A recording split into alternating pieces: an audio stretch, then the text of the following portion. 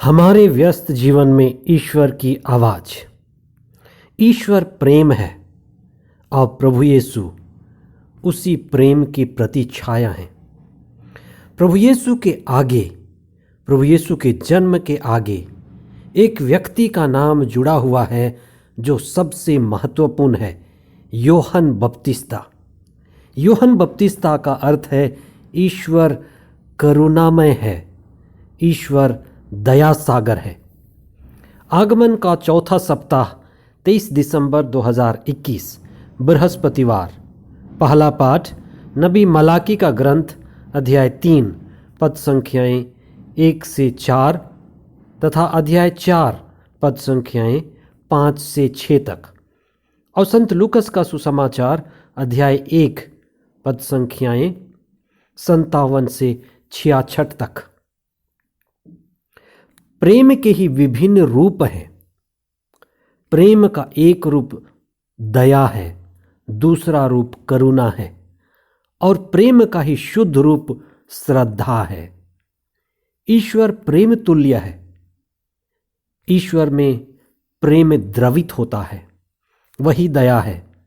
प्रेम प्रवाहित होता है, वह करुणा है। और प्रेम अपने शुद्ध रूप में पहुंचता है, जो आकारण है, वही श्रद्धा है। आगमन के इस समय में और क्रिसमस की तैयारी में हम प्रेम के इस विभिन्न रूप को समझें। यूहन्ना बपतिस्ता ईश्वर की दया व करुणा के प्रतीक हैं। हमारा जीवन ईश्वर का सबसे बड़ा तोहफा है। हम आज के सुसमाचार में यूहन्ना बपतिस्ता के जन्म के बारे में चिंतन करें, जो प्रभु यीशु के आने के पहले प्रभु यीशु के लिए लोगों के हृदय को तैयार किए। यूहन्ना बपतिस्ता एक विशिष्ट बच्चा था, जिनका जन्म प्रार्थना के परिणाम से हुआ था। उनके माता पिता बुजुर्ग होने लगे थे और वे आशा खो चुके थे, निराश होने लगे थे, क्योंकि उन्हें पुत्र नहीं मिल रहा था। उनकी मां बांझ थी और वह लोगों के लिए अभिशाप और कलंक मानी जाती रही। ऐसी हालात में उन्होंने दृढ़ विश्वास के साथ प्रार्थना किया, कलंक दूर होने के लिए ईश्वर से निवेदन की। ईश्वर के दरवाजे में उन्होंने लंबी प्रार्थना की।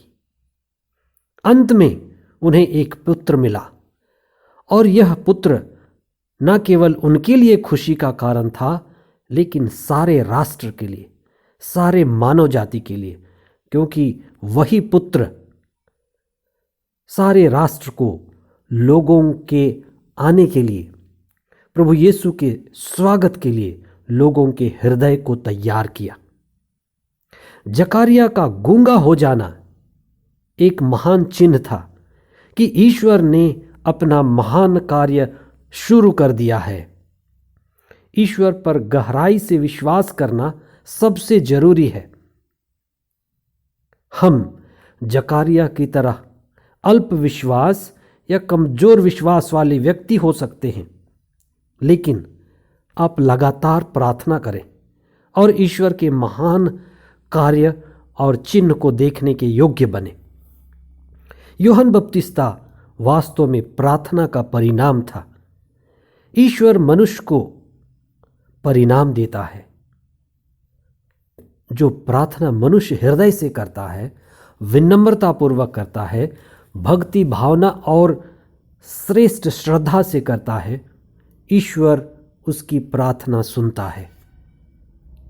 धर्मी और भक्त पति और उनकी पत्नी जकारियस और एलिजाबेथ, जो ईश्वर पर गहरी श्रद्धा रखते थे और ईश्वर से लगातार प्रार्थना कर रहे थे, उन्हें एक पुत्र मिला, और ये पुत्र महान नबी हुआ।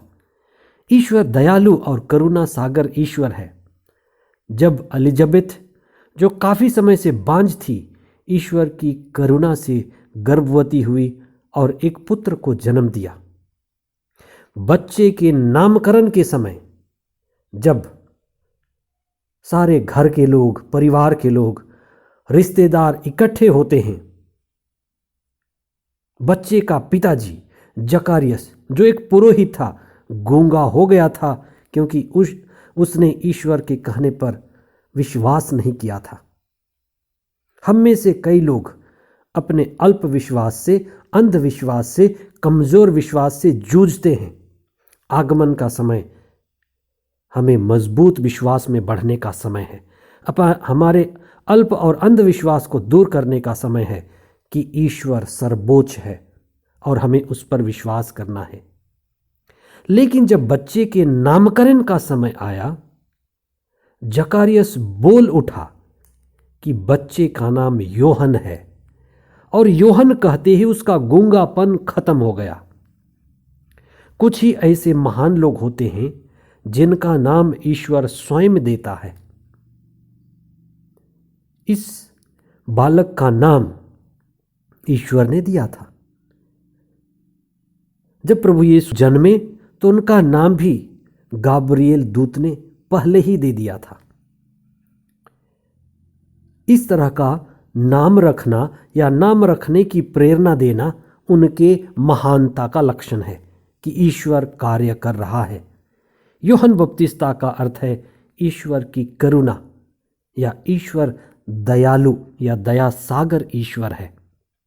आज के पहले पाठ में नबी मलाकी के वचन हमारे लिए पढ़े जाते हैं कि हजारों साल पहले ईसा मसीह के आने की भविष्यवाणी की गई थी, और समय पूरा होने पर ईसा मसीह की तैयारी के लिए एलियाह आएंगे, और यही एलियाह यूहन्ना बपतिस्ता थे, जिन्होंने लोगों के आने की तैयारी, हृदय शुद्धि, आत्मा शुद्धि और लोगों के सारे समुदाय को शुद्ध किया।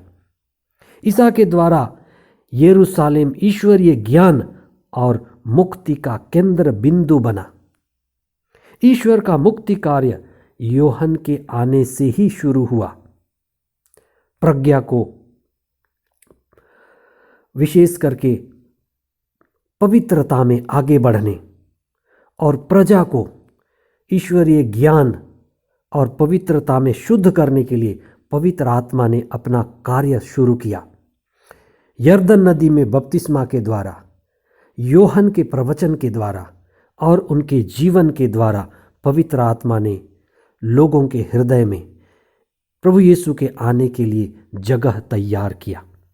आगमन का समय तैयारी का समय है, पश्चाताप करने का समय है, ईश्वर की ओर मुड़ने का समय है, मथनोइया का समय है।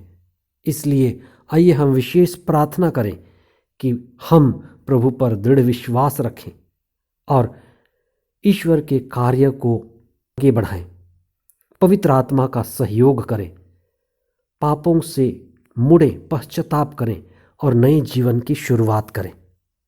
आइए हम प्रार्थना करें। हे पिता ईश्वर, तू मनुष्य को कितना प्यार करता है।